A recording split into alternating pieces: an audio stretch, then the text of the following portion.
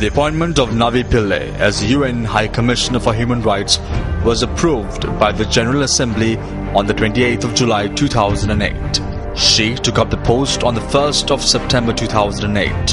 Her mandate has been renewed for 2 years, beginning on the 1st September 2012. Pillay, a South African national, was the first woman to start a law practice in her home province of Natal in 1967. Over the next few years, she acted as a defense attorney for anti-apartheid activists, exposing torture and helping establish key rights for prisoners on Robben Island. She also worked as a lecturer at a university and later was appointed as Vice President of the Council of the University of Durban, Westville. In 1995, after the end of the apartheid, Pillay was appointed as acting judge on the South African High Court and in the same year was elected by the UN General Assembly to be a judge on the International Criminal Tribunal for Rwanda, where she served a total of 8 years, the last 4 as president. In South Africa, as a member of the Women's National Coalition, she contributed to the inclusion of the Equality Clause in the country's constitution that prohibits discrimination on grounds of race, gender, religion and sexual orientation.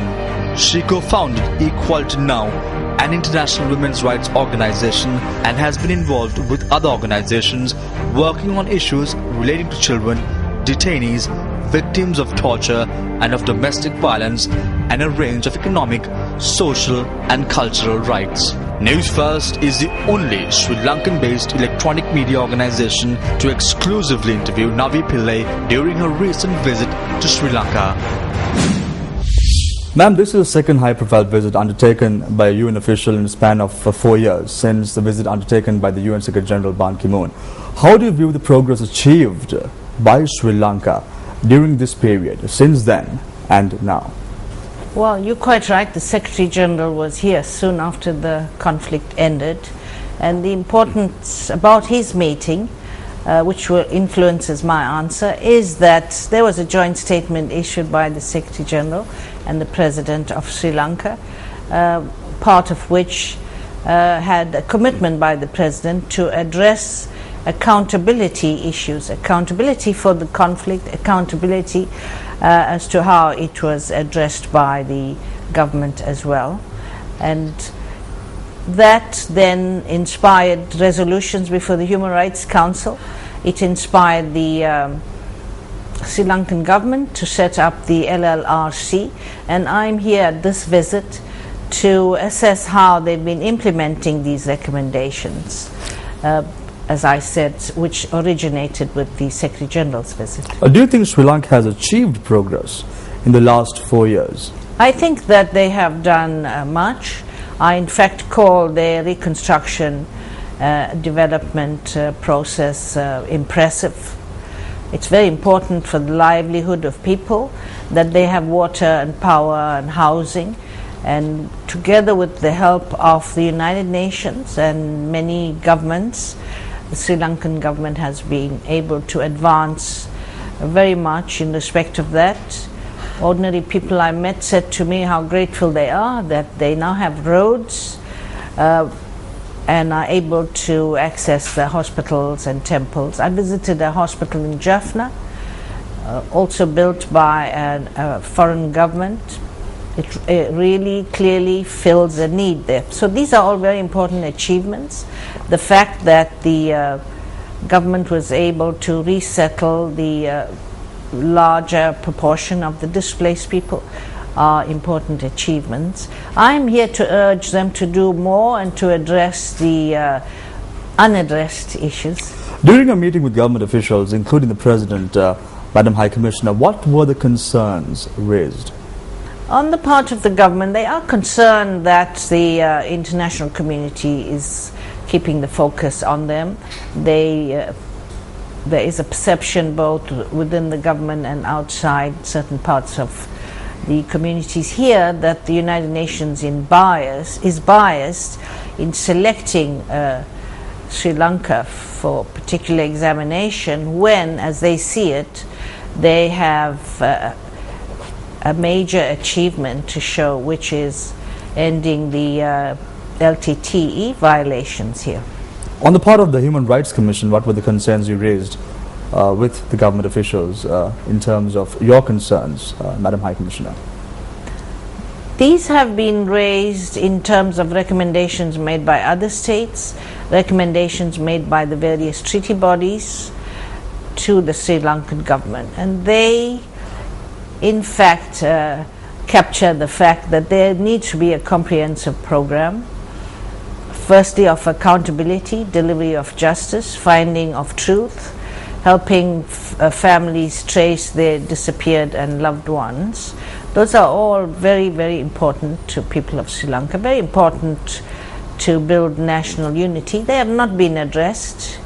I saw a newspaper cartoon about sweeping under the carpet. I've heard that expression many times. I think this is something the international community knows from experience, that if you do not address pertinent issues in the transformation process, these problems will fester and cause instability.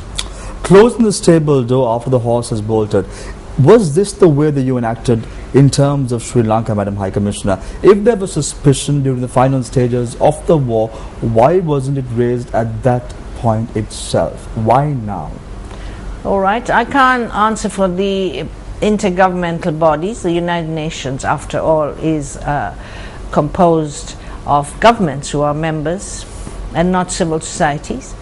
I had the opportunity when Sri Lanka came up for before a special session in the Human Rights Council to ask these very questions, to point out that the facts coming to us during the final stages were that atrocities, war crimes and crimes against humanity were being committed based on the factual information that poured in.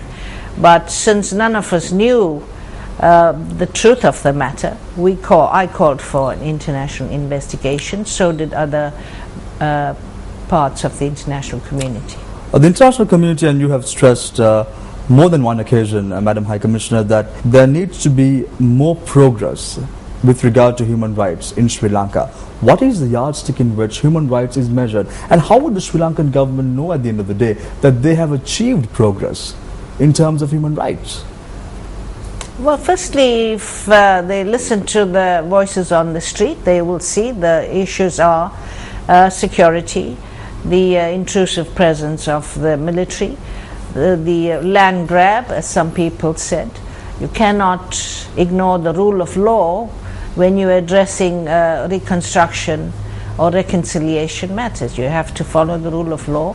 There are 2,000 cases before the Supreme Court, I understand, in relation to dissatisfaction with the way the land has been taken away from ordinary people, contracts given for industrial development.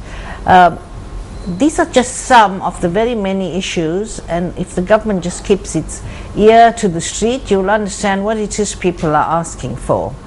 Here in Sri Lanka, because of the almost 3 decades of conflict, voices are very loud in wanting information about their loved ones who are missing. They want a stop to other violations, such as people disappearing, attacks on journalists, attacks on mosques and churches. So all kinds of issues that are troubling the community are what needs to be addressed by the government.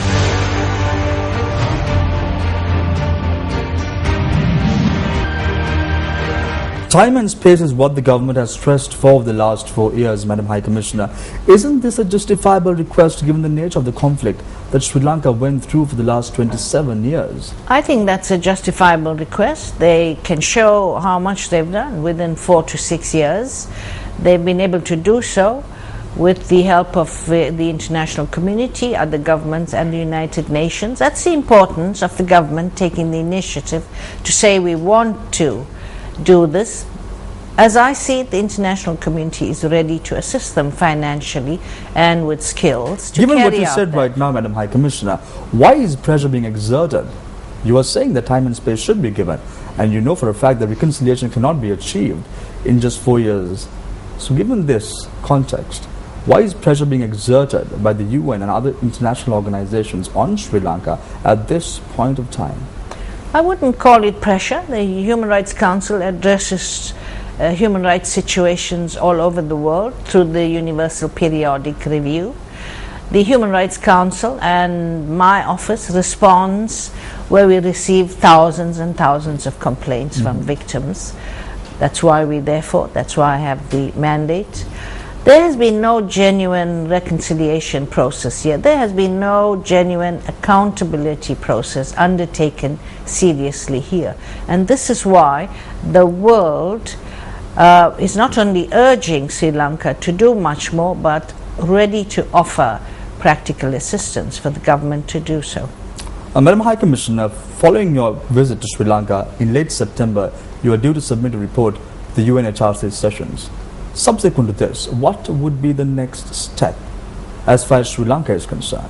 Well, these are the directives to me to make an oral report in September and a written report. It's very specific. It's on the steps that are being taken by the Sri Lankan government on accountability and general protection of human rights here. And I can't predict what the next steps would be, because this arises from an intergovernmental body. But I have, it's not only me, the High Commissioner for Human Rights, whoever succeeds me has a mandate to keep the lens on every country to ensure that human rights are protected. So that will continue. I cannot predict what the intergovernmental body will decide in terms of follow-up. You visited Sri Lanka 2 years after invitation was extended by the government. Why did you wait until a resolution was passed at the UNHRC sessions in 2013 to accept this invitation, Madam High Commissioner? Firstly, I accepted the invitation. I was very pleased with it. It was welcomed in the Human Rights Council because it showed some openness on the part of the government to invite the High Commissioner for Human Rights. It was fixing of the date, which we thought mutually, that is, with the minister concerned who came to Geneva, that it would be proper for me to come after the LLRC issues its report and is given some opportunity to implement some of this. That's much better that I come and then report on what actions have been taken. So that was mutually agreed, and thereafter, since we do not have an office here in Sri Lanka, I asked whether I could send a mission. The government readily accepted that. So I waited for those two steps. And of course, in the meantime, I do have heavy responsibilities in responding to invitations from many other parts of the world. I needed the time as well. So I'm very happy, really, that this visit materialized and that the government received me in a very good spirit. When you look at the last few years, Madam High Commissioner, you see the manner in which many HR violations, human rights violations have been carried out in Afghanistan, Iraq, drone attacks in Pakistan, and so on and so forth. However, the United Nations High Commission for Human Rights has not really voiced their concerns over these issues. If you really look at it, what is the reason behind this? Why a policy for the developing world and why another policy for the Western world? Is that so? You know, that is entirely incorrect. There really is an onus on the media to make clear to all listeners and viewers that the United Nations focuses on every country, developed or developing. If you take the Universal Periodic Review, this is something that if you had asked me would it come about 5 years ago, I would have said I can't see it happening. And that is that states voluntarily agreed to a system of review by other governments of their human rights record. And every one of the 193 countries were reviewed in the first 4 years. It's now the second cycle. Sri Lanka then has been reviewed in the first cycle, and